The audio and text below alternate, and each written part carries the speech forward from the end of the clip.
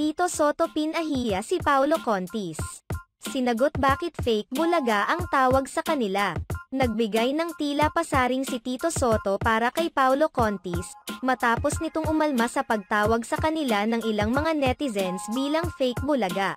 Matatandaan na noong 44th anniversary ng Eat Bulaga sa GMA7, inamin ng mga panibagong hosts, lalong-lalo na ni Paulo Contis na nasasaktan na sila sa pagtawag sa kanila bilang fake bulaga.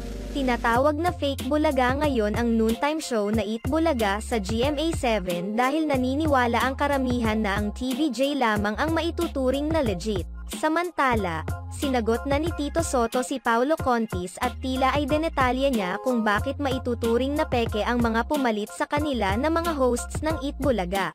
Ayon kay Tito Soto, niloloko umano ni na Paulo Contis ang mga tao dahil hanggang ngayon ay ginagamit pa rin nila ang pamagat ng Eat Bulaga sa kabila ng kaalaman na ang TVJ naman umano ang totoong nagmamay-ari ng Eat Bulaga.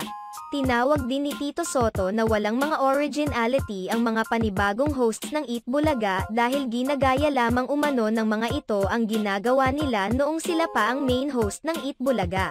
Matatandaan na naging hosts ng Eat Bulaga sa loob ng mahigit 40 years ang TVJ kaya naman maituturing na silang pundasyon ng show.